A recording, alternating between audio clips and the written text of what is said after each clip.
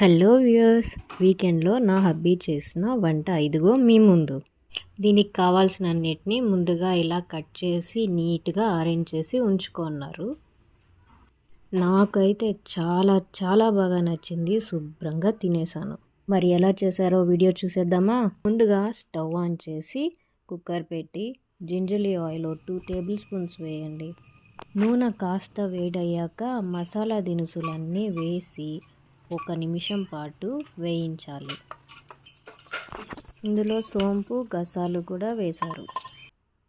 2 పచ్చిమిర్చి చీలికలు, చిన్న ఉల్లిపాయలు 200 గ్రాములు, క్యారెట్ కొంచెం, బీన్స్ కొంచెం వేసి 2 నిమిషాలు వేయించాలి. ఇందులో మరో సీక్రెట్ ఇంగ్రీడియంట్ ఏంటో తెలుసా? అదేనండి, శనక్కాయలు.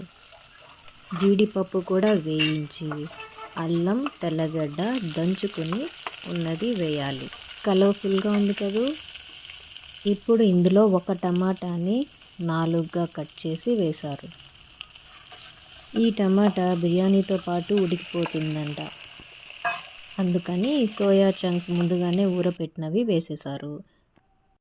పచ్చ బఠానీ 1/2 కప్, మిరప పొడి 2 స్పూన్లు, ధనియాల పొడి 2 స్పూన్లు, బిర్యానీ మసాలా 2 స్పూన్లు వేసి 1 నిమిషం పాటు బాగా కలపెట్టి ఉప్పు సరిపడా ఉప్పు వేశారు. నెయ్యి 1 స్పూను, పుదీనా ఆకులు కొన్ని, 1 కప్పు బాస్మతి రైస్ని అరగంట నానబెట్టి నీళ్లు వంపేసి 1 నిమిషం పాటు వేయించి నీళ్లు 2 కప్పులు పోసి మూత పెట్టి 2 విజిల్స్ వచ్చే వరకు ఉడికించాలి. విజిల్ వచ్చే గ్యాప్లో మేము రైతా చేసేసుకున్నాము. కుంకుమ పువ్వు, పుదీనా, కొత్తిమీర, నెయ్యి మరో స్పూన్, ఉల్లిపాయ ముక్కలు, నిమ్మకాయ కట్ చేసి ఇలా అందంగా డెకరేట్ చేస్తున్నారు కదా. ఎవరైనా తినకుండా ఆగగలరా? మరి మీకు నచ్చిందా? ట్రై చేయండి. Thank you for watching.